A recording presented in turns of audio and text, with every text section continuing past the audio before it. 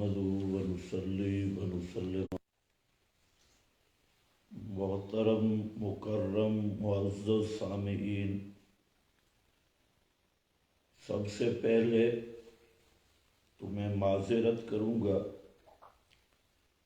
کافی دنوں سے ہمارا یہ پروگرام تعطل کا شکار ہے، جس کی بنیادی وجہ تدریسی مصروفیات تھی، کیونکہ سال آپ سے مخاطب ہونے کا، آپ کے مخاطب ہونے کا شرف حاصل ہوتا ہے اور آپ سے مخاطب ہونے کا اعزاز ہے، یہ تعطل کا شکار تھا۔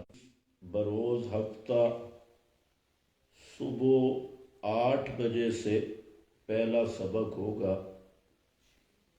پہلے اعلان 25 جنوری کا کیا گیا تھا، لیکن بعض احباب کی مشاورت سے، بعض وجوہات سے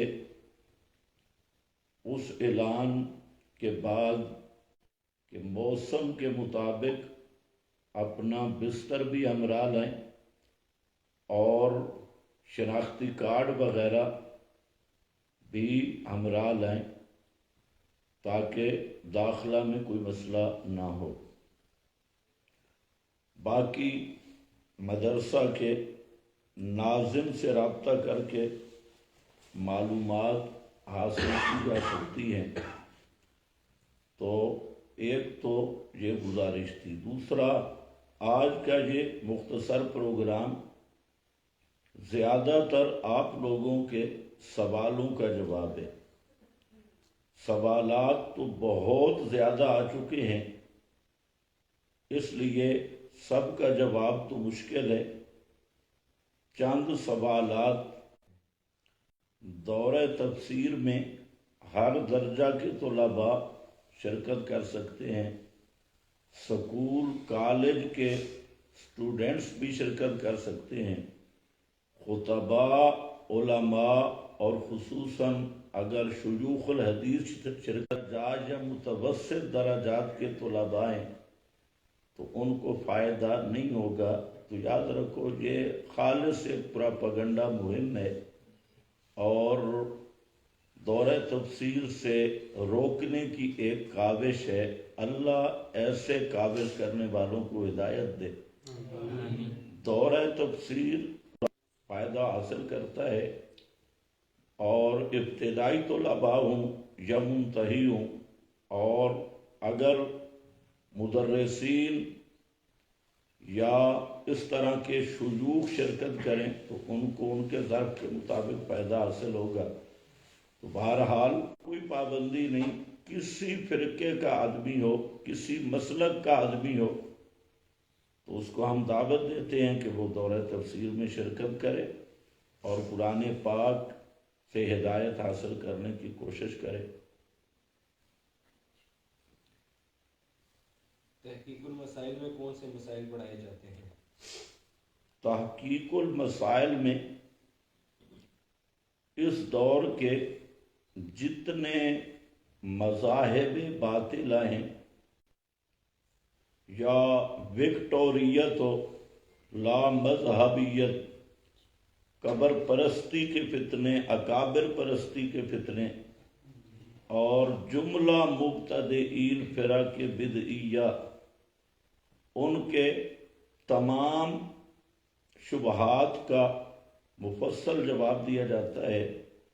ایک تو ترجمہ اور تفسیر میں جس آیت سے بھی کوئی باطل فرقہ وہ استدلال تحریف کی صورت میں کر کے دھوکہ دینا چاہتا ہے تو اس کے اس شبہ اور اس تحریف کا رد کیا جاتا ہے۔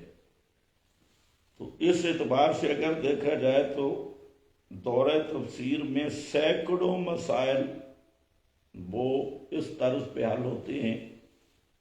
جتنے بھی باطل فرقہ ہیں، فرقہ باطلہ ہیں، انہوں نے جو بھی جہاں سے کوئی شبہ پیش کیا تو آیا مفصل ان مسائل پہ گفتگو ہوتی ہے. تو اس طرح یہ دوسرا طریقہ ہے. اور پھر یہاں پر مستقل بحث مباحثہ کی تربیتی ٹریننگ بھی ہوتی ہے کہ گفتگو کس طرح کرنی ہے، کیا اصول و ضوابط ہیں، اور اہل باطل کو موضوع اور جھوٹی روایات اور کیلا کال ضعیف اقوال پر انہوں نے اپنے مذہب کی بنیاد رکھی، خطبے کا حصہ نہیں ہے. یہ ان کی جہالت ہے. خطبہ حضرت صدیق اکبر نے مسجد نبوی میں دیا تھا، اور یہ جملہ حضرت صدیق اکبر رضی اللہ تعالی عنہ نے حجرہ کے اندر جب نبی کریم علیہ السلام کی میت مبارک کو بوسہ دیا تھا تو اس وقت یہ ارشاد فرمایا تھا. یجمع الت کی تقلید چل رہی ہے کہ کہتے ہیں جی عوام کو دھوکہ دینے کے لیے تو جی اشاعت والے آدھا خطبہ پڑھتے ہیں، ہم پورا خطبہ پڑھتے ہیں.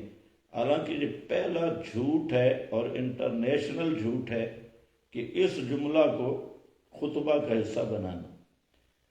اب رہ گئی دوسری بات کہ لا یجمع اللہ علیک الموتتین کا معنی کیا ہے. تو آپ یہاں پر ذہن میں رکھیں اس جملہ کے احتمالی معنی کئی بیان کیے گئے، متعدد اقوال ذکر کیے گئے، اور موافق کے نصوص بات ہو. ان علماء کی یہی حالت ہے کہ یہ کیل کال لیتے ہیں، کیلا فلاں کیلا فلاں، کیلا کیلا کیلا، جس کا کوئی قائل معلوم نہیں. تو یہاں مسئلہ یہ ہے کہ یہ جو جملہ ہے اس کے 4 معنی بیان کیے گئے، اور جو ایک معنی ہے جس کو ترجیح دی ہے شارحین حدیث نے، علامہ ابن ملکن کو آپ دیکھ لیں، الکوثر الجاری اس کو دیکھ لیں، علامہ ابن حجر کو دیکھ لیں، عمدۃ القاری کو دیکھ لیں، اور مولانا سلیم اللہ خان کی کشف الباری کو دیکھ لیں. بہت نہیں آئی. آپ غشی کے حالت میں ہیں اور آپ دوبارہ اٹھیں گے اور منافقوں کو سزا دیں گے. تو حضرت صدیق اکبر رضی اللہ تعالیٰ عنہ یہی حضرت عمر کا جملہ سن کے اندر گئے تھے، اور پھر آپ نے ارشاد فرمایا کہ اگر اٹھیں تو اس کا مطلب ہے دوبارہ پھر موت آئے گی. تو اللہ آپ پر 2 موتیں جمع نہیں کرے گا، جو موت لکھی تھی وہ آ گئی ہے. تو یہ جملہ حضرت صدیق اکبر نے کیوں کہا؟ وہاں بخاری شریف کے بعض حضرات حاشیے بھی آدھے پڑھتے ہیں، یہ بھی حاشیے پہ لکھا ہے ردن لقول عمر، کہ حضرت عمر کے اس بات کے رد کے طور پہ حضرت صدیق اکبر نے یہ جملہ بولا کہ حضرت عمر یہ فرما رہے تھے کہ آپ پر حقیقی موت نہیں آئی، غشی ہے، آپ اٹھیں گے. تو حضرت صدیق کیا کرتے ہیں جی، جب بھی کوئی مسلم سلام پڑھے تو آپ کی روح لوٹائی جاتی ہے. تو مسلم ہزاروں ہیں، تو ہزاروں دفعہ روح آئی گئی. تو یہ تو الموتتین سے بھی کام اوپر ہے. باقی جو توجیہ کی گئی جی فلانے حاشیے پہ لکھا ہے کہ قبر میں موت نہیں آئے گی. اب ان ہر کافر کی، انبیاء کی، اور پھر سوال و جواب کے بعد عام جو لوگ ہیں ان کی روح نکل گئی، اور انبیاء کی روح نکلتی نہیں ہے، اور وہ اسی طرح زندہ رہتے ہیں. اور قیامت کے دن انبیاء کو نئی حیات حاصل نہیں ہوگی، اسی حیات سے اٹھیں گے. حالانکہ یہ سری البطلان قول ہے، اور یہ ایسا قول ہے جو سری نصوص کے خلاف ہے. انکم بعد ذالک لمیتون ثم انکم یوم القیامت تبعثون. انبیاء غیر انبیاء سب کا قانون ہے. اسی طرح فیمسک التی قضا علیہ الموت، یہ انبیاء غیر انبیاء سب کے لیے ضابطہ ہے. وَإِذَا النُّفُوسُ زُوِّجَتْ، انبیاء بالکل واضح اور صریح ہیں کہ جس پر موت آ گئی عادتاً قیامت تک اس کی روح پھر بدن میں واپس نہیں آتی اور اسے کوئی دنیاوی حیات یا ادراک حاصل نہیں ہوتا۔ اب ایک قیلا کو لے کر یہ ساری آیات کو چھوڑ دیں گے، پھر اس قیلا کو لے کر وہ ساری احادیث کو چھوڑ دیں گے جہاں آپ آخر میں دعا کر رہے ہیں اللہم الحقنی بالرفیق الاعلیٰ، کہ اللہ مجھے رفیق اعلیٰ پہنچا دے۔ اب ظاہر بات ہے وہ رفیق اعلیٰ کیا ہے، اس کی تشریح خود بخاری میں موجود ہے، من جنت الفردوس مابا، وہ جنت الفردوس ہے۔ اور کتنی ظاہر بات ہے کہ آپ کا وجود مقدس وہ مدینہ منورہ کی قبر میں ہے، اور اللہ ہر مسلمان کو اس سے محفوظ رکھے۔ اور یہ جو قیلا ہے نا، اور بھی کئی قیلے کھڑے ہیں، تو قیلا سے عقیدہ ثابت نہیں ہوتا، اور پھر ایک پہلو کو لے کر اس کو چلنا۔ حضرت شاہ عبد العزیز محدث دہلوی رحمہ اللہ کی فتح العزیز آپ پڑھیں، علامہ مظہری کی زندوں کو زندہ کیا جائے گا یا مردوں کو زندہ کیا جائے گا؟ ظاہر بات ہے قیامت کے دن مردوں کو زندہ کیا جائے گا۔ تو شاہ صاحب کہتے ہیں اگر قبر میں زندہ ہوتے ہیں تو اس کا مطلب ہے قبر میں ایک اور موت بھی آئے گی، تو قبر میں اور جب موت آئے گی تو حضرت شاہ صاحب فرماتی ہیں کہ یہ تو مسلمانوں کے اجماع کے بھی خلاف ہے۔ تو یہ جو قول ہے اس کا اثر ماخذ رفض ہے، اور شیعہ کا عقیدہ رجعت اس سے یہ قول ماخوذ ہے، یہ کوئی دین اور مذہب کی بات نہیں۔ باقی میں نے بتا دیا کہ حضرت صدیق اکبر رضی اللہ تعالی عنہ کا وہ جو قول ہے اس کے 4-5 مطلب کیے گئے، لیکن صحیح ترین موافق سیاق اور موافق نصوص وہ مطلب ہے رد قال ردن لقول عمر، کہ حضرت عمر رضی اللہ تعالی عنہ نے جو بات کی حضرت صدیق اکبر اس کا جواب دے رہے تھے، اور حضرت عمر رضی اللہ تعالی عنہ کے اس قول کا رد کر رہے تھے۔ جی حافظ معاویہ سوال کر رہے ہیں کہ مشرکین مکہ ڈائریکٹ علم غیب کے قائل تھے، جبکہ موجودہ حیاتی پہلے روح کا تعلق مانتے ہیں، پھر سماع کے قائل ہیں، یہ علم مفوق الاسباب ہے، مفوق الاسباب نہیں۔ یہ سوال کرنے والا کون ہے؟ حافظ معاویہ۔ معاویہ نام کے آدمی اکثر مدبر ہوتے ہیں اور عقل مند ہوتے ہیں، لیکن سوال بالکل جہالت پہ مبنی ہے، تو اس لیے معاویہ نام کے آدمی کو ایسا سوال نہیں کرنا چاہیے۔ پہلی بات تو یہ ہے کہ سوال کیا کر رہا ہے کہ مشرکین مکہ ڈائریکٹ علم غیب کے قائل۔ یہ ڈائریکٹ علم غیب کیا ہوتا ہے؟ یہ ڈائریکٹ علم غیب کی دلیل بھی ذرا لکھ کر بھیجو معاویہ صاحب، اور ڈائریکٹ علم غیب کا مطلب بھی ذرا واضح کرو۔ تو یہ بات ذہن میں رکھ لو کہ مشرکین مکہ ڈائریکٹ علم غیب کے قائل نہیں تھے، مشرکین مکہ بھی عطائی غیب مانتے تھے، ڈائریکٹ شریکٹ نہیں۔ ہاں اگلا ایسا کیا ہے؟ مشرکین مکہ شفاعت کا حیہ کے قائل تھے، جبکہ نہیں، اسی سوال کا جو پہلے ڈائریکٹ علم غیب کے قائل تھے،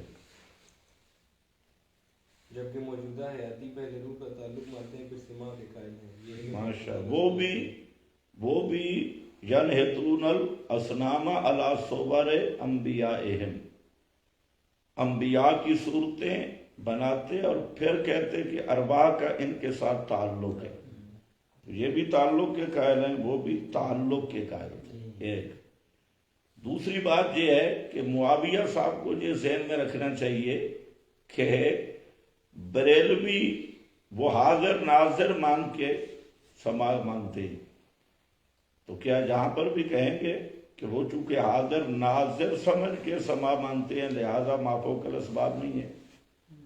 جب حاضر مان رہے ہیں تو حاضر ناظر مان کے وہ کہتے ہیں آپ سنتے ہیں، تو کیا یہ حاضر ناظر ماننا وہ انہیں مافوق الاسباب سے نکال دے گا، تحت الاسباب ہوگا؟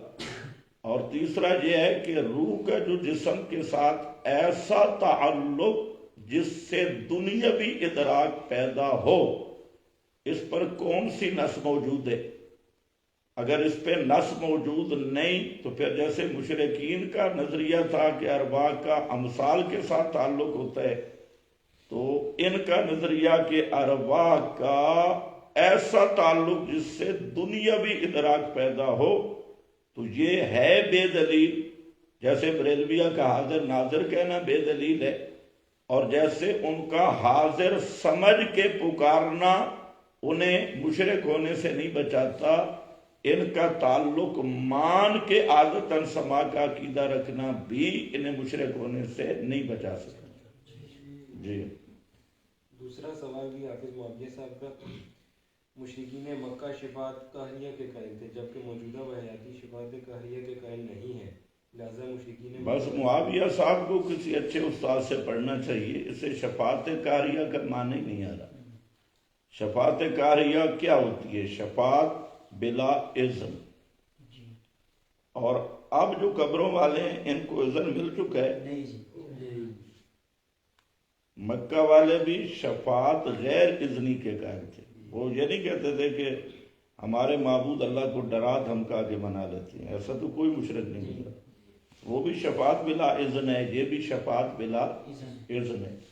اور دوسرا کہ شفاعت اہل قبور سے، جس کو استشفاء کہتے ہیں، اس کی وجہ شرک جو ہے وہ عادتاً سما کا عقیدہ ہے۔ تو جب سما کا عقیدہ ہے تو یہ فوق الاسباب غیر اللہ میں صفت سما مانی گئی ہے، اور جو غیر اللہ میں ما فوق الاسباب سما کی صفت مانتا ہے تو وہ لا الہ الا اللہ کا منکر ہے، کا ابی جہل۔ کسی کو خون دینا کیسا ہے؟ میڈیا پر ایک کلپ چل رہا ہے کہ کسی کو ثواب کی نیت سے خون دینے سے آدمی کافر ہو جاتا ہے۔ بھائی دیکھیں، مسئلہ یہ ہے کہ خون یہ انسانی جز ہے، اور شرعی مسئلہ ہے کہ جز الانسان سے انتفاع عام کی حالت ہے، تو جو ضرورت کی حالت کے احکام ہیں وہ عام حالات پہ جاری نہیں ہوتے، تو خون بھی دیا جاتا ہے ضرورت کی حالت میں، جیسے فمن اضطر غیر باغ ولا عاد، 4 چیزیں قرآن نے حرام کی ہیں اس آیت میں، جس میں مردار بھی ہے، جس میں خون بھی ہے، جس میں خنزیر بھی ہے، اور جس میں غیر اللہ کے تقرب کی چیز بھی ہے۔ لیکن آگے اجازت دی ہے ایک خاص حالت میں کہ اگر ایک آدمی مر رہا ہے بھوک سے اور اس کو یہ چیزیں کھائے بغیر چارہ نہیں، تو کسی کی جان بچانے کے لیے خون دینا بالکل صحیح ہے، اور انشاءاللہ اسے اجر و ثواب بھی ملے گا ایک مسلمان کی خیر خواہی کا۔ اور یہ جو سوشل میڈیا کے کلپ ہیں وہ کلپ جانے اور مفتی صاحب جانے۔ جی امیر حمزہ تونسا سے سوال پوچھتے ہیں کہ جیل میں فتنہ کہتا ہے کہ ہمارے نے کو غادیہ نے قتل کیا تھا اور اس پر پھر وہ بچے بھی تھے، مسند احمد میں نمائندہ اگر جہاں میرے پاس آنا چاہے میں اس کی دعوت بھی کروں گا، اکرام بھی کروں گا، اور پورے چیلنج سے کہتا ہوں کہ حضرت معاویہ رضی اللہ تعالی عنہ پر مرزا جیلمی جتنے اعتراض کر رہا ہے سب شیطنت پہ مبنی ہیں، اور رفض پہ مبنی ہیں، اور ضلالت پہ مبنی ہیں۔ حضرت امیر معاویہ ان تمام اعتراضات سے پاک ہیں، اور یہ ہمارا دعویٰ ہے۔ مرزا خود ہمیں بلائے، ہم اس کی اکیڈمی میں جانے کے لیے بلاتے ہوئے بھی ہمیں شرم آتی ہے، بے ایس چبل کو کیا بلائیں، تو مرزا اپنا کوئی نمائندہ مقرر کر کے ہمارے پاس بھیج دے۔ اور میں کہتا ہوں کہ کوئی ایک اعتراض جو مرزا نے کیے اس میں اگر جان ہو حضرت معاویہ رضی اللہ تعالی عنہ پر تو ہمت کرے، پیش کرے، لیکن اس شخص ایسا بدبخت ہے کہ اس کی قسمت میں اصحاب رسول کو بھونکنا ہے اور کچھ بھی نہیں ہے۔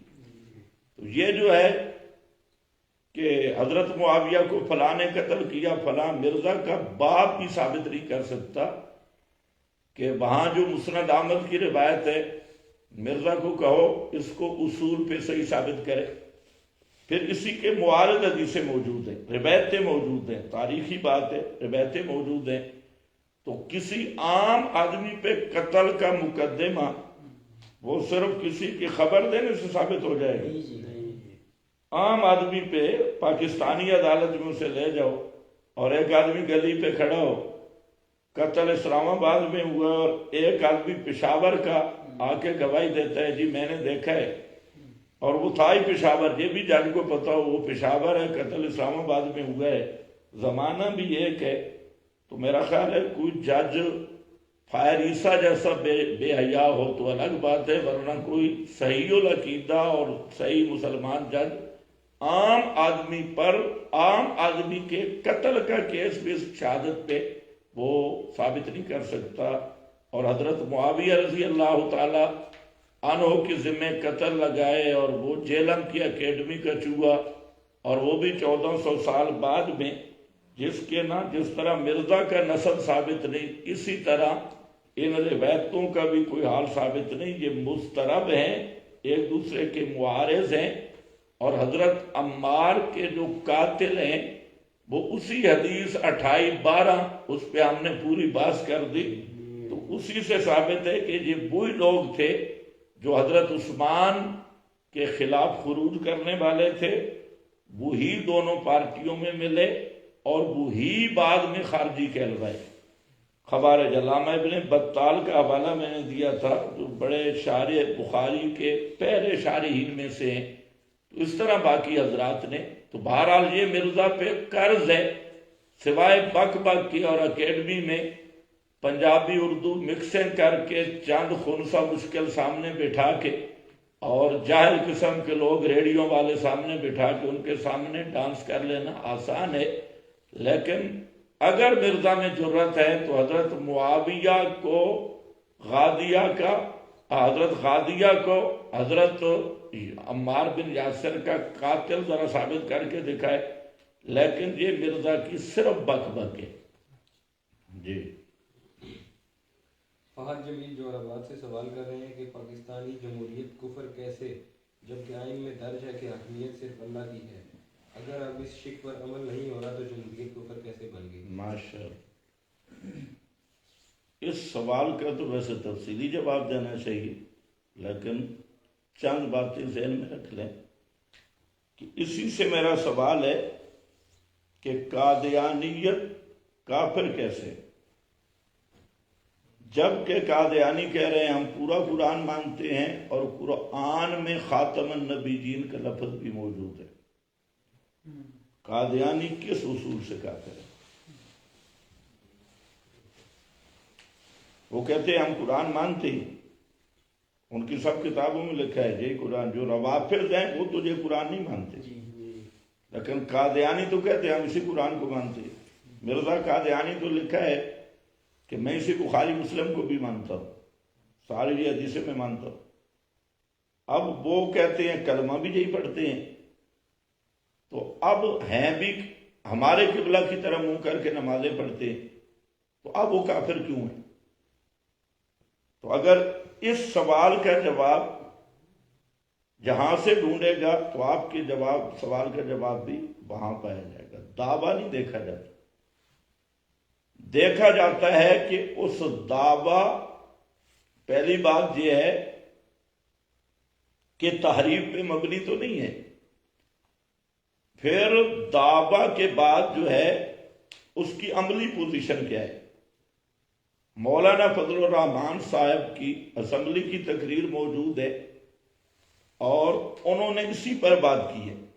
انہوں نے یہ کہا کہ کئی ایسے مسائل ہیں جو ہم نے شرعی کونسل میں پیش کیے اور شرعی کونسل نے پیش کیے کہ یہ جو آپ کے قوانین بنائے ہوئے ہیں یہ صریح کتاب و سنت کے خلاف ہے، لیکن کسی ایک قانون کو بھی اس وجہ سے نہیں بدلا گیا کہ یہ کتاب و سنت کے خلاف ہے تو پھر حاکمیت کس کی ہے؟ اگر حاکمیت اس طرح تو ٹرمپ بھی کہتا ہے، ٹرمپ نے اس دن پچھلے دن کہا ہے کہ مجھے تو اللہ نے بچایا ہے، مجھے تو گولی مار رہے تھے، تو اللہ کا نام تو نیتن بھی لیتا ہے، وہ بھی یہودی ہے، اور وہ بھی کہتا ہے ہم قیامت کو بھی مانتے ہیں، فلاں کو بھی یہود اب قیامت کو بھی، وہ دعویٰ ہے ان کا کہ ہم اللہ کو بھی مانتے ہیں، قیامت کو بھی مانتے ہیں، اور ہم دین والے لوگ ہیں، جبکہ قرآن پاک صاف کہتے ہیں قاتل الذین لا یؤمنون باللہ، یہودیوں کے بارے میں کہ یہ ایمان باللہ والے نہیں ہیں، اور لا یدینون دین الحق، اس کا بھی لا یحرمون ما حرم اللہ، حالانکہ وہ کہتے ہیں ہم تو مانتے ہیں، تو ادھر قرآن کہتے ہیں تعالوا الی کلمۃ سواء بیننا وبینکم الا نعبد الا اللہ، ادھر لا یؤمنون باللہ کہ ان کا اللہ کے ساتھ ایمان نہیں، تو صرف دعویٰ کافی نہیں، جب حاکمیت اللہ کی ہے قانون انگریز کا کیوں چل رہا ہے؟ یا قانون حاکمیت اللہ کی آئین میں لکھا ہے، بہت اچھا، اور عدالتوں میں قانون کس کا ہے؟ طاغوت کا، انگریز کا قانون ہے۔ پھر جو طریقہ انتخاب ہے یہ کس کا ہے؟ پھر جو اندر M N A M P As ہیں یہ کس والے ہیں؟ مغربی جمہوریت والے ہیں یا اسلامی جمہوریت والے ہیں؟ انہوں نے تقسیم کر دی نا، اسلامی جمہوریت، اسلامی یہودیت اور مغربی یہودیت۔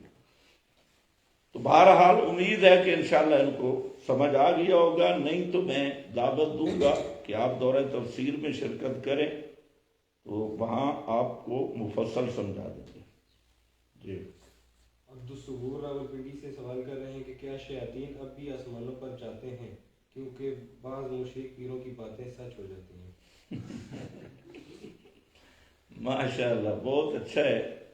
مسئلہ یہ ہے کہ آسمانوں پر پہلے بھی نہیں جاتے تھے، آسمانوں کے نیچے بادلوں کے قریب یا فرشتوں کی گفتگو سننے کے لیے وہ کوشش کرتے تھے، اور نزول قرآن کے زمانہ میں اس کو مکمل سیل کیا گیا، لیکن تھوڑی سی گنجائش رکھی گئی تاکہ ان کو وہاں پر مار پڑے، اور وہی گنجائش اب بھی موجود ہے کہ بسا اوقات اب بھی یہ چیز ہو سکتی ہے، جیسے آپ کے زمانے میں بھی آپ نے فرمایا کہ 100 باتوں میں سے ایک بات کہیں سے کوئی اندازہ لگایا اور پھر 199 ساتھ جھوٹ بول دیے، تو اس طرح کی اب بھی یہ چیز ہو سکتی ہے۔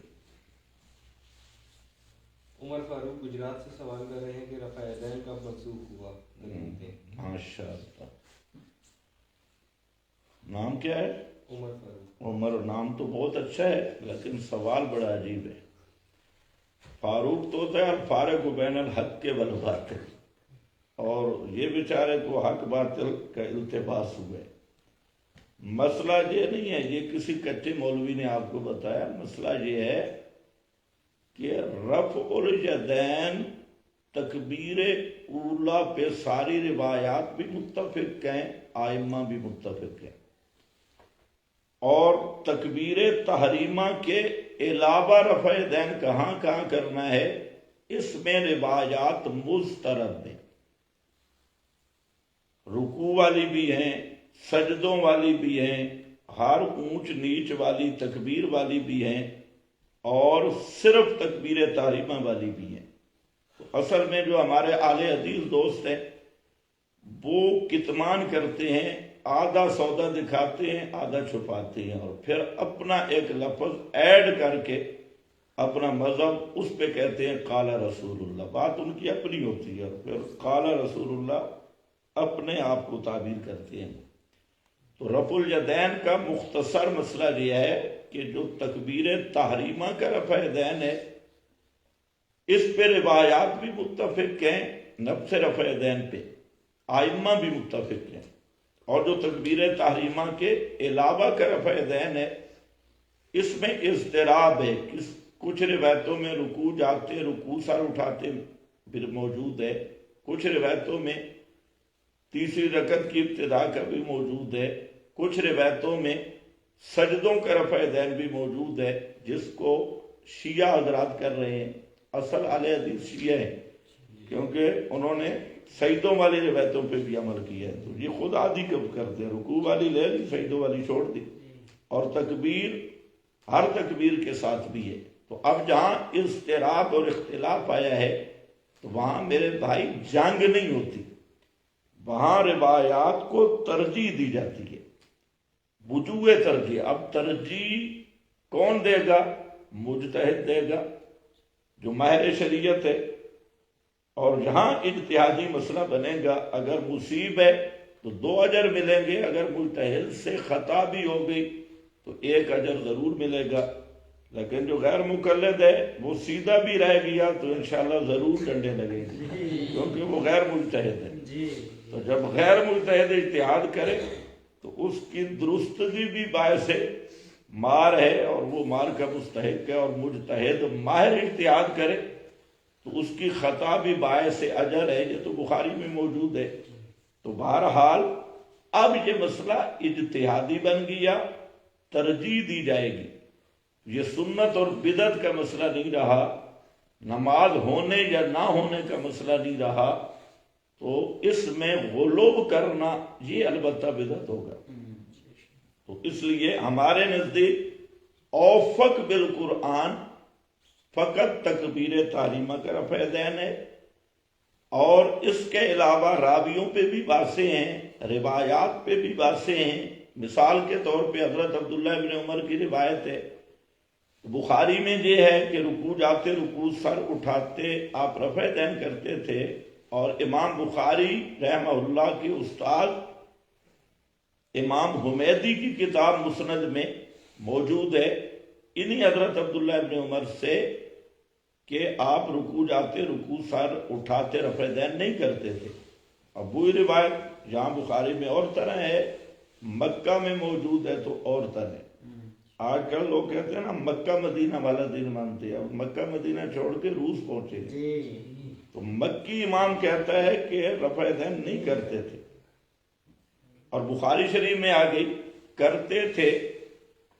تو اس طرح یہ روایات میں اضطراب اور اختلاف ہوتا ہے۔ میں صرف یہ بتا رہا ہوں جہاں اختلاف اور اضطراب ہو تو وہاں غلو اور شدت نہیں ہوتی، اور اس میں غلو اور شدت کرنا یہی لا تغلو فی دینکم کی وجہ سے حرام اور ناجائز ہے۔ جی دفن کے بعد اجتماعی دعا کرنا کیسا ہے؟ دیکھیں بھائی، دفن کے بعد دعا کرنا ثابت ہے، اور اس میں یہ کہیں ثابت نہیں کہ ایک آدمی کو آپ دعا کا ڈرائیور بنا لیں، وہ اونچی اونچی دعا مانگے باقی کیا کریں، آمین کہیں۔ اس کو علماء نے بدعت کہا ہے کہ ایک جہرن دعا کرائے باقی سارے آمین خاص حیض بنا لے۔ باقی یہ ہے کہ دفن کرنے کے بعد سب دعا کریں گے۔ آپ صلی اللہ علیہ وسلم جب دفن سے فارغ ہوتے تو فرماتے ادعوا لأخیکم، اپنے بھائی کے لیے دعا کرو، تو سب اپنی اپنی دعا کریں گے، اس میں کسی ڈرائیور یا کسی امام کی کوئی ضرورت نہیں۔ تو یہ اجتماعی صورتاً ہوگی، حقیقتاً اجتماعی دعا جو مربجہ ہے اس کو ترک کرنا لازم ہے۔ جی فہد عمران لاہور سے سوال کرتے ہیں کہ علماء کی غیر شرعی عبارات کا کیا حکم ہے؟ مثلا مولا علی قاری لکھتے ہیں کہ حضرت معاویہ اندر اندر سے حکومت کے طلبگار تھے اور اوپر اوپر سے قصاص عثمان کو ڈھال بنائے ہوئے تھے۔ یہ سوال تو بہت اچھا ہے کہ علماء جو ہم سے پہلے گزر گئے، اب ان میں 2 صورتیں ہیں۔ ایک تو وہ ائمہ اور علماء ہیں جن کی پوری زندگی دین کی حفاظت اشاعت میں گزری، اور وہ توحید و سنت میں متصلب لوگ تھے، اور وہ دین کی اچھی خدمت کر کے گئے۔ اب ایسے علماء کی اگر بعض عبارات ایسی آئیں جو اصول شریعت کے خلاف ہوں یا بعض نصوص کے خلاف ہوں تو اس کے حل کے چند طریقے ہیں۔ پہلا یہ کہ یہ بھی امکان ہے کہ کتاب میں تدسیس ہوئی ہو، کیونکہ پہلے زمانے میں اس طرح مکتبے کتاب شائع نہیں ہوتی تھی، نہ پریس تھا کہ آج تو آپ ایک پریس میں کتاب دیں اور کئی کتابیں نکل کے آ جائیں، تو وہاں تو ہاتھ سے لکھا کرتے تھے اور پھر قلمی نسخے ہوتے، تو قلمی نسخوں میں بھی اختلاف ہے۔ اب آپ جو درسی کتابیں پڑھتے پڑھاتے ہیں، حتیٰ کہ خود بخاری شریف کے جو نسخے ہیں ان میں بہت زیادہ اختلاف ہے، اور بعض میں کچھ احادیث ہیں، بعض میں نہیں، بعض میں کچھ الفاظ کم ہیں، بعض میں زیادہ ہیں۔ تو یہ تو ایک میں نے عرب میں بخاری شریف کا نسخہ دیکھا تھا، وہ بالکل ہمارے اس نسخے کے وہ بالکل اور تھا، اور وہ بھی معتبر نسخہ ہے، وہ نساخ ہوتی ہیں، لکھنے والے ہوتے ہیں۔ تو اس طرح اکابرین کی جو کتابیں ہیں تو یہ بھی پرانے دور میں لکھی گئیں۔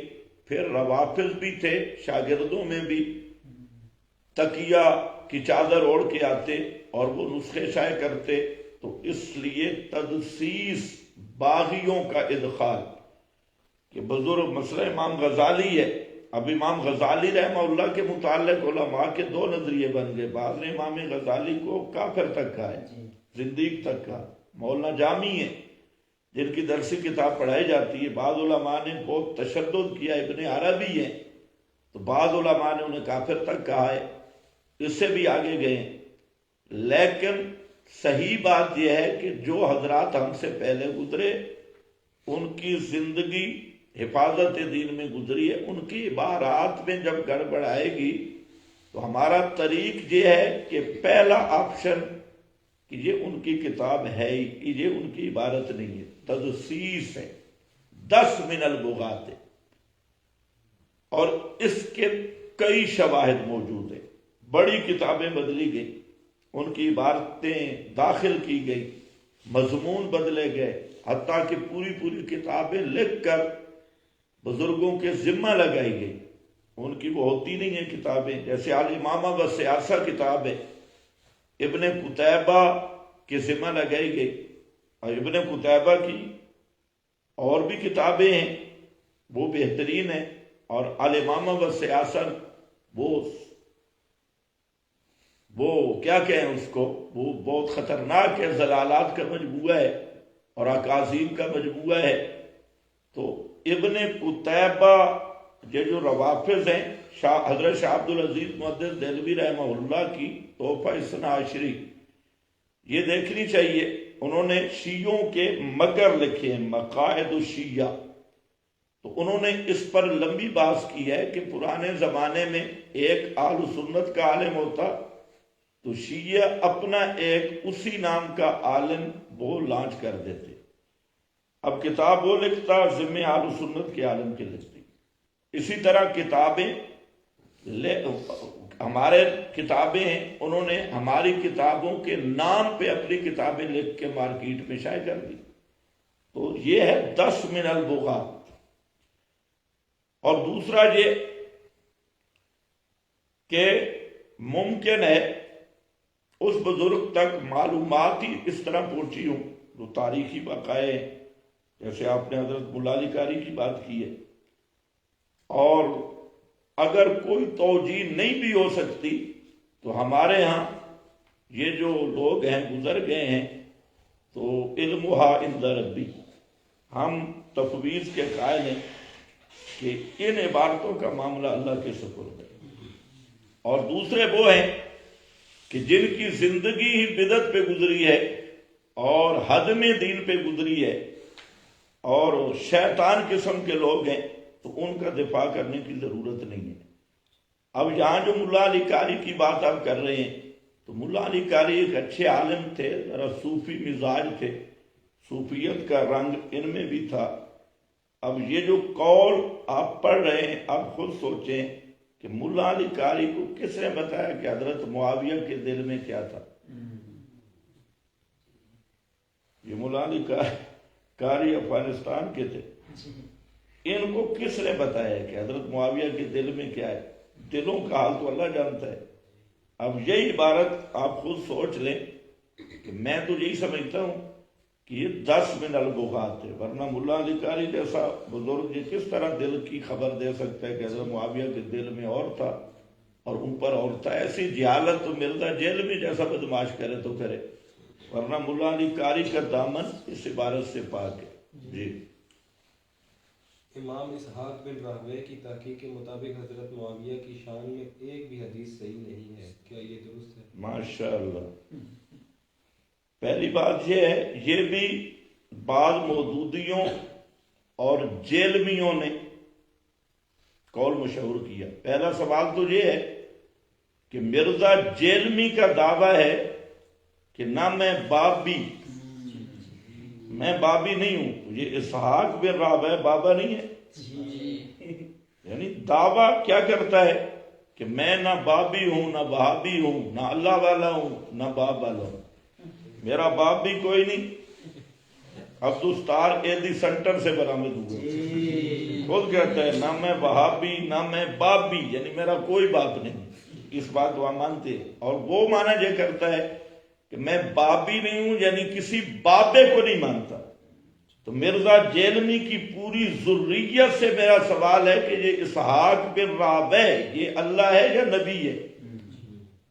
یہ بھی تو باب ہے، تم تو کہتے ہو ہم بابے کو مانتے نہیں، بے ایمانو، پھر بابے کو پیش کر رہے۔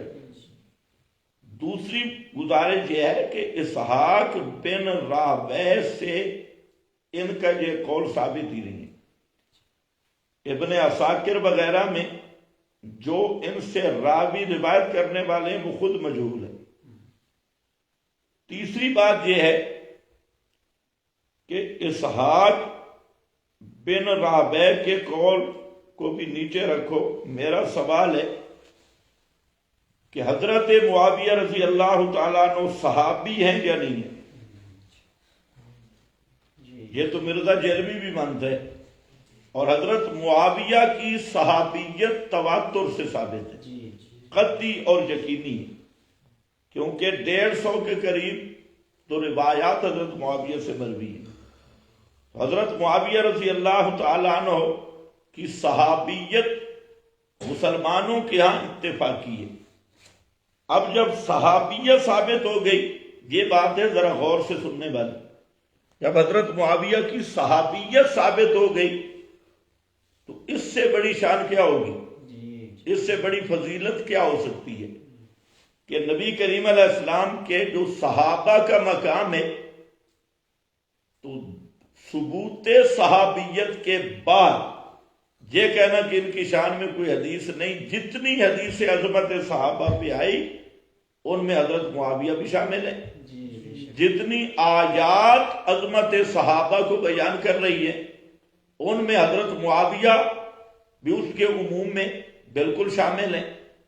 پھر حضرت معاویہ رضی اللہ تعالیٰ عنہ حنین کے مجاہد ہیں، جنگ حنین میں حضرت معاویہ رضی اللہ تعالیٰ عنہ اس جنگ میں شامل ہوئے، اور جو مجاہدین حنین ہیں قرآن کریم نے ان کی الگ طور پہ شان بیان کی ہے، اور اس میں حضرت معاویہ بھی موجود ہے۔ یعنی ایک تو یہ عنوان ہے کہ صحابی ہیں، جب صحابی ہونا قطعی ہے تو جتنے فضائل صحابہ ہیں ان سب میں حضرت معاویہ شریک ہے۔ پھر یہ ہے جتنی آیات یا احادیث عموماً وارد ہوئی ہیں ان سب کا مصداق حضرت معاویہ بھی ہے۔ پھر اس سے ہٹ کے میں بات کر رہا ہوں کہ حضرت معاویہ حنین کے مجاہدین میں، اب غزوہ حنین کا تذکرہ قرآن نے کیا ہے، 7 غزوات وہ ہیں جن کو قرآن نے سپیشل بیان کیا ہے، ان میں غزوہ حنین بھی ہے، اور غزوہ حنین کے مجاہدین کی قرآن نے شان بیان کی تو ان میں حضرت معاویہ بھی ہے، ان کو بھی وہی فضائل حاصل ہیں۔ پھر غزوہ تبوک کے مجاہدین میں سے، اور غزوہ تبوک کے مجاہدین کی عظمت قرآن نے ایک بنیاد پہ بیان کی ہے کہ یہ وہ مجاہدین ہیں جنہوں نے تنگی کی گھڑی میں پیغمبر کا ساتھ دیا، مشکل گھڑی میں نبی کا ساتھ دیا۔ تو تبوک کے مجاہدین کے فضائل وہ آیات بھی سب حضرت معاویہ کی شان میں ہیں۔ پھر یہ ہے کہ سورۃ الحدید کا ایک پورا مضمون ہے جس کے آخر میں قرآن نے نتیجہ نکالا کُلًّا وعد اللہ الحسنی، فتح سے پہلے والے، فتح سے بعد والے۔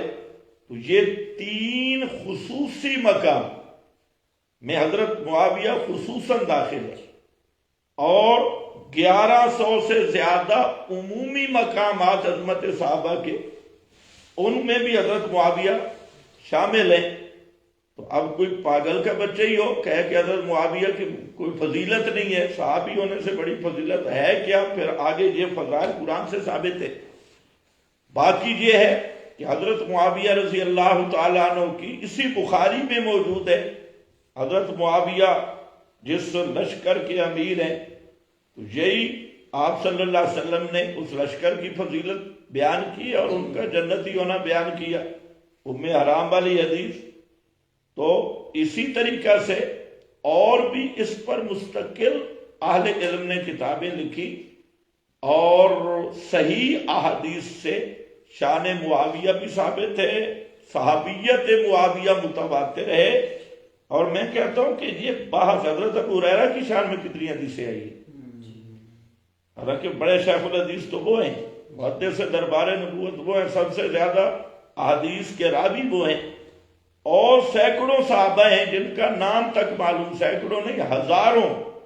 یہ جو چند کتابیں اصابہ فلاں فلاں، جہاں تو چند صحابہ کے نام ہیں، تو 1,25,000 ہوں یا 24,000 ہوں یا اس سے زیادہ، تو سب صحابہ کے نام ہی معلوم نہیں ہیں، تو وہ صحابیت کے شرف سے معلوم ہو جائیں گے یا صحابیت کے فضائل سے معلوم ہو جائیں گے؟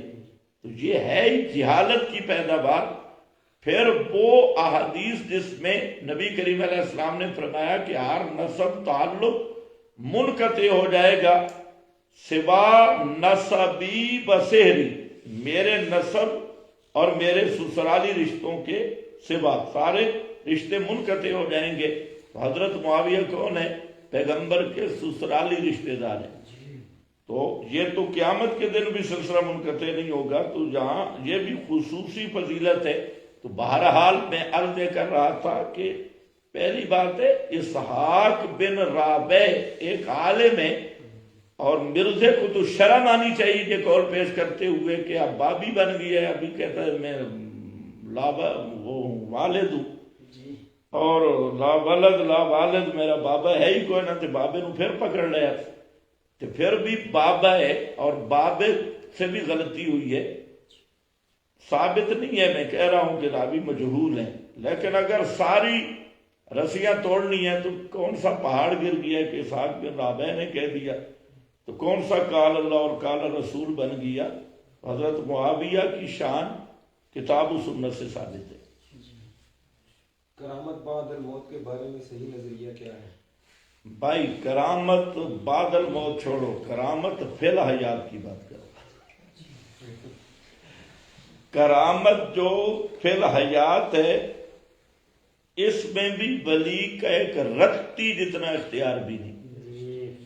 جو کرامات کو زندگی میں ولی کا قسم مانے وہ بھی کٹر قسم کا بے دین ہے۔ تو کرامت میں جب متصرف اللہ ہے، وہ زندگی میں ظاہر کرے تب بھی قادر ہے، مرنے کے بعد کوئی ظاہر کر دے تب بھی قادر ہے، لیکن حقیقت کرامت کیا ہے کہ اس میں جو زندہ ولی ہے کرامت کے تصرف کے بارے میں کل میت، اس میں اس کا نہ کوئی کسب ہے۔ اصحاب کہف ہیں، وہ سوئے رہے 309 سال تک، اب ان کی کئی کرامات ہیں، ان کے ناخن نہیں بڑھے، اگر ناخن بڑھتے تو غار سے باہر نکل جاتے، ان کی داڑیاں نہیں ہیں، داڑیاں ہوتی تو غیر مقدم والی بن جاتی، اور ان کے بال نہیں بڑھے، بالوں کا رنگ نہیں بدلا، کھایا پیا کچھ نہیں، سورج سامنے سے ہٹ رہا ہے۔ اتنی کرامتوں کے باوجود جب اٹھتے ہیں انہیں پتہ ہی نہیں کہ ان کے وجودوں سے یہ کرامات صادر بھی ہو چکی ہیں کہ نہیں. لبسنا یومن او بعض یوم، ان کو علم ہی نہیں ان کرامات کا، حالانکہ ان کے وجود سے وہ صادر ہو چکی تھی. تو اصل بات یہ ہے کہ کرامت کی حقیقت سمجھنی چاہیے. یہ وہ خارق عادت چیز ہے جو ولی کے وجود پہ ظاہر ہوتی ہے، لیکن ظاہر کرنے والا اللہ ہے. ولی کے کسبی چیز نہیں ہے، اختیاری چیز نہیں. جی نابالغ لڑکے یا لڑکی کا نکاح درست ہے یا نہیں؟ بالکل درست ہے. نابالغ لڑکا یا لڑکی کا نکاح پوری امت کے نزدیک چاروں ائمہ متفق ہیں. اور فقہ کی کتابوں میں خیار بلوغ کیا ہوتا ہے؟ خیار بلوغ کی جو بات ہے تو نکاح بالکل جائز ہے. اسی لیے خیار بلوغ کا مطلب ہی یہ ہے، اور سارے ائمہ اس پہ متفق ہیں. بعض لوگ کہتے ہیں کہ تنخواہ دار امام کے پیچھے نماز نہیں ہوتی. ماشاء اللہ. تو میرا خیال ہے انہوں نے اب تک غیر تنخواہ دار امام ملا بھی نہیں ہوگا. انہوں نے کہا جبریل کو بلا لو.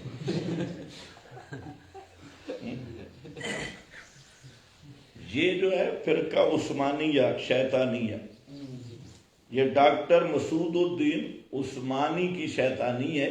اور یہ اصل میں مساجد اور مدارس کو ویران کرنے کی یہودی سازش ہے. اصل مقصد ان کا. اسی لیے فرقہ عثمانیہ شیطانیہ کا کوئی مدرسہ تمہیں نظر نہیں آئے گا، اور نہ ان کے پاس کوئی دیندار آدمی ہوگا. ان کو نماز پڑھانے والے بھی کیپٹن ہوں گے اور اس طرح کے چبل قسم کے لوگ. مسئلہ یہ ہے کہ امام کھائے گا کہاں سے بھائی؟ یا تو کوئی رپورٹ کنٹرول امام ہو یا کوئی فرشتہ ہو. تو یہاں یہ مسئلہ نہیں ہے. مسئلہ یہ ہے کہ امام اور اسی طرح اور جو دینی ضروری کام ہیں ان کے ضیاع سے بچانے کے لیے اور امام کو بھی نقصان سے بچانے کے لیے تنخواہ مقرر کرنا صرف جائز نہیں بلکہ ضروری ہے. تنخواہ مقرر کی جا سکتی ہے.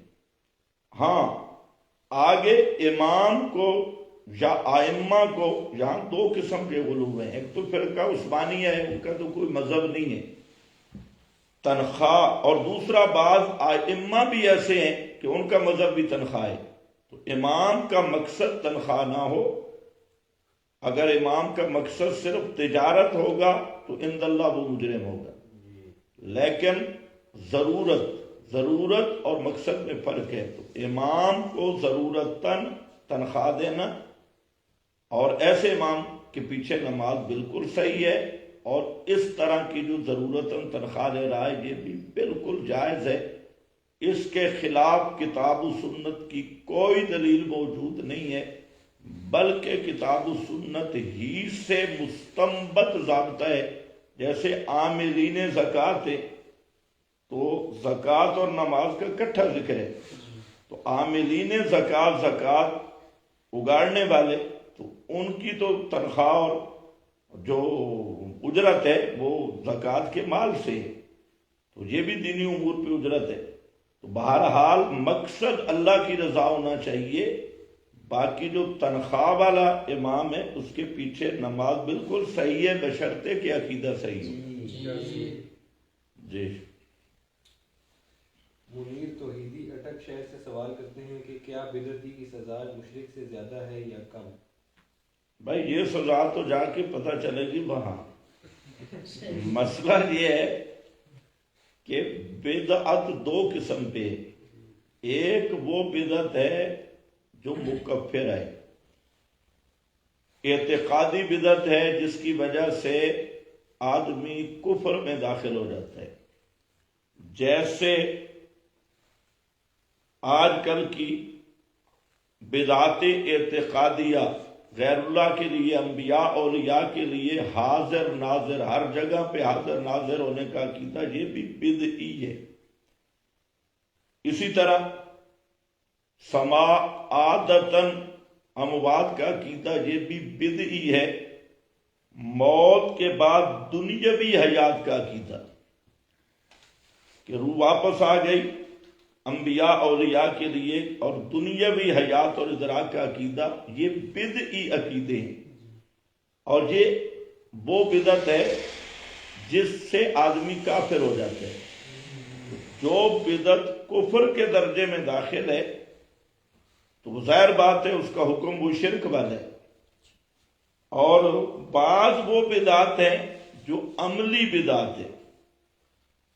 عملی بدعات میں عقیدتاً مواحد ہے، لیکن عملاً بعض بدعات میں وہ اس کا مرتکب ہے، تو اس کے پھر کچھ درجات ہیں، اور وہ فسق کے درجہ میں ہو سکتا ہے، وہ کفر کے درجہ میں نہیں ہے۔ تو بدعات کس قسم کی ہیں اس کو دیکھا جائے گا۔ اگر اعتقادی بدعات ہیں تو وہ تو براہ راست کفر کی حد تک پہنچی ہے، وہ تو شرک کے حکم میں ہے، اور جو صرف عملی بدعات ہیں تو ان کا فسق والا حکم ہوتا ہے، ان پہ کفر والا حکم نہیں ہوتا، اور بچنا ہر بدعت سے ضروری ہے۔ آج کا آخری سوال ہے کہ غامدی صاحب کہتے ہیں کہ اگر کوئی شخص نادانستہ طور پر شرک کرے تو معاف ہے، ہر ایک پر اس کے علم کے مطابق سوال ہوگا۔ ماشاءاللہ، یہ جو غامدی صاحب ہیں یہ سامری کا بچڑا ہے۔ غامدی کی کتابیں میں نے دیکھی ہیں اور اس کو پڑھا، انتہائی شیطان قسم کا آدمی ہے، اور بالکل سامری والا بچڑا ہے، وہ سالہ سامری۔ اب یہ کتنی جہالت کی بات ہے۔ اللہ تعالیٰ نے قرآن پاک میں جو ذکر کیا ہے، ان اللہ لا یغفر ان یشرک بہ ویغفر ما دون ذلک لمن یشاء، یہ آیت دو مقام پہ کیوں آئی ہے قرآن میں؟ آیت 48 نمبر بھی ہے سورۃ النساء، اور 116 نمبر بھی۔ ان دونوں کا سیاق و سباق دیکھیں تو ایک مقام کہ اللہ تعالیٰ فرماتے ہیں وَمَن یُشْرِکْ بِاللَّهِ فَقَدِ افْتَرَىٰ اِثْمًا عَظِیمًا، اور دوسرے میں ہے کہ مَن یُشْرِکْ بِاللَّهِ فَقَدْ ضَلَّ ضَلَالًا بَعِیدًا۔ اب ان دونوں کو سیاق و سباق کو دیکھ لیں کہ جہاں افتراء کی بات ہے وہاں مولویوں کے شرک کی بات ہو رہی ہے، علماء اہل کتاب کی، اور جہاں ضلال کی بات آئی تو یہ عام لوگوں کا شرک بیان ہو رہا ہے، وہ عالم نہیں ہے۔ کیا مطلب؟ اللہ تعالیٰ نے یہاں فیصلہ کیا کہ شرک جان بوجھ کے کوئی کرے وہ بھی ہمیشہ جہنم میں جائے گا، اور نادانستہ کوئی شرک کرے وہ بھی ہمیشہ جہنم میں جائے گا۔ تو شرک والے مسئلہ میں جہل عذر نہیں ہے، لیکن غامدی کو کون سمجھائے؟ وہ بھی چند ہریڑے چوہے کو مل گئی اور اس نے پنسار سٹور کا اوپر لگا لیا۔ تو یہ جیلمی غامدی یہ ایک طرح کے فتنے ہیں جنہیں کسی چیز کا پتہ نہیں ہے۔ اب جو مشرکین مکہ بدر میں آئے تھے آپ کے مقابلہ میں، تو اس میں سارے دانستہ تو مشرک نہیں تھے، تو جو نادانستہ مر گئے تو غامدی کے نزدیک تو وہ شہید ہوں گے۔ اسی طرح اللہ نے پہلی قوموں پہ جو عذاب بھیجا، تو یہ بات ذہن میں رکھو کہ ایک ہوتے ہیں نظری مسائل، نظری مسائل میں جہل عذر بنتا ہے، ایک ہے اعتقاد قطعی بدیہی مسائل، توحید اور شرک بدیہات میں سے، اور جہاں بدیہات ہوں تو وہاں جہل عذر نہیں بنتا۔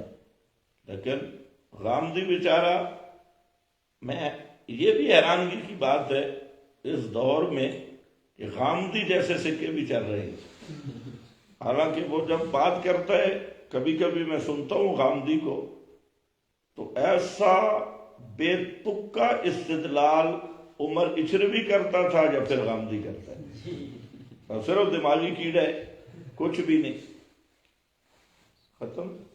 وآخر دعوانا